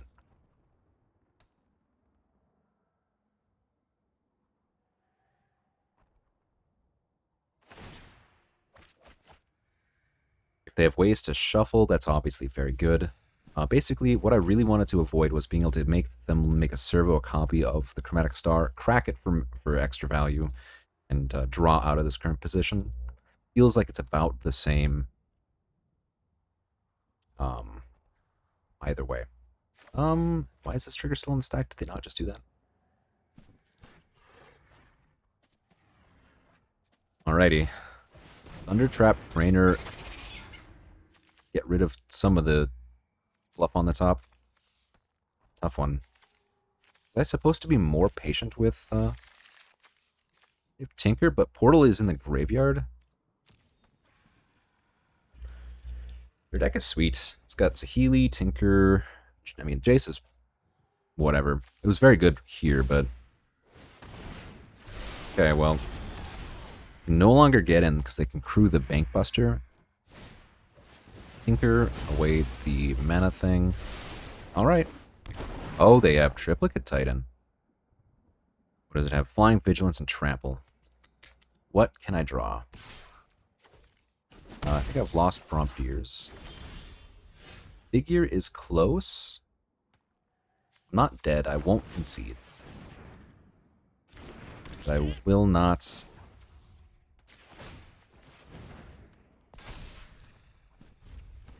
Will not be giving up. Oh, actually, what they do is they make a copy of the Triplicate Titan. Oh, they saw the line. They saw the line. Earlier than I did, perhaps. Bummer. Well, we get one more shot. I think this one could have worked. I mean, almost beating a deck that goes Recall into Psychic Frog with Inquisition backup. I'm not unhappy with the results. Just a little more direct damage might have been good. And perhaps I could have played a little and chosen to not put all my eggs in a metaphorical Monastery Swift Spear basket. Alright, playing against Grekchu, the Tezzerets, and this is the last game, for better or for worse. Turn 1, I could exile my Joshua. Actually, I think what I'm going to do here, I'm certainly going to be turn 1ing. I have the mana confluence. The white mana isn't important. Yikes. Okay, well, if I draw something else, okay. I do think Joshua's going to maybe be better now.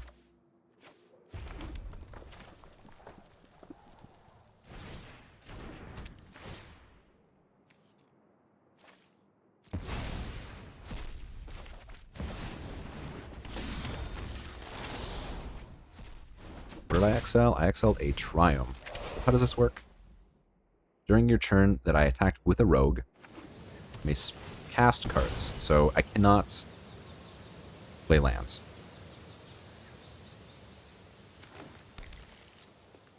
Well, if they play one spell, we're okay. If they play 2 spells, we're in trouble. Well, now that doesn't matter. Bombardiers as a follow-up, so we just go Plains Joshua. Counterspell, you got me. Okay. Oh, wow. That's disgusting.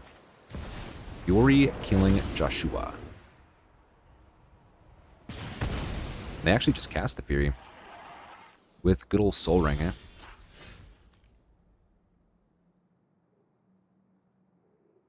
Oh, I ate my own words, didn't I? That's okay.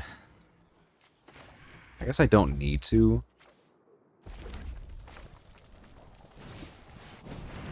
If they're playing that much blue, shoot that. I could throw something else. I kind of don't want to get counterspelled. But I also don't want to... God, it's the... I think I just got to do that. Well, if that's all they have, we're in a good spot. We still have the combo of Bombardiers and Nicodle.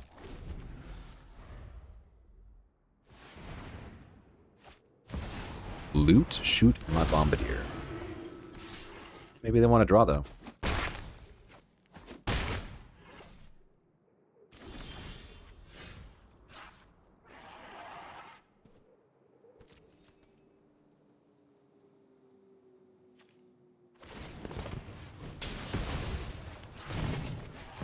Johnny passed the turn.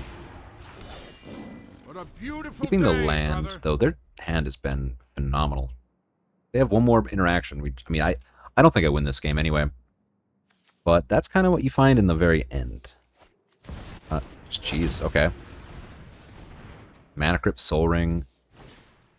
Nova, Hellkite. Kill this. Attack. Okay. I'm dead. Stop. I'm already dead. Basically what happens there is they kill this, and they get to attack me for 4 and attack Johnny for also 4. So no world does that work well for me. That's how the cookie crumbles. We got to play the maximum amount of Magic, so you're never too sad with that. And, you know, it's probably rightfully so that I did not trophy with Boros. What did I even first pick? Oh, man. This would have been an absolute sweet one. Lurrus, I was just hoping for it, but I think the things you need to make Lurrus really good is, first off, just a lot of value sacrifices. Like, creatures will die, and that's okay. And that's kind of like the baseline, and you really want to try to maximize Lurrus. And to do so, you need things like Lotus Petal, Black Lotus, but you're just happy if you get that anyways. What else? You really want just a critical mass of things with sac effects like Chromatic Star or Mishra's Bauble, etc., that type of stuff. Or, I mean, in our hand, we did have a few pretty good things like Carnage Interpreter, discard all your stuff, but obviously you can't play the two together. And I would absolutely say, all things equal, I would certainly have played Bombardiers over companioning Lurrus. Just a messed up card. That's really all there is to it. And then our saving grace was this Chromox. And most of the games that we got to Chromox, we had a very solid hand. Like, if our things had worked out differently, like, wow. I forget if we were on the player on the draw, but, you know. Oh, one funny thing is Redirect Lightning. Maybe I could have played it, but cards like Ancestral Recall are fun because they target a player, and you could just change that to yourself. Anyways, this was a sweet one. I'll catch you on the flip side. Hope you're having a good day, doing something nice for yourself, taking care of yourself, and even in a time of tremendous turmoil and strife and just hate, that you still find ways to take care of yourself, to find a little bit of joy in your day-to-day, and to not let those who would seek to do you harm or do your neighbors harm or other people in the world harm. Don't let them let life feel vapid or whatnot. Anyways, that's enough. That's me off my soapbox. This is some magic. This was Arena Power Cube, and it was a ton of fun. Anyways, take care. I'll catch you next time.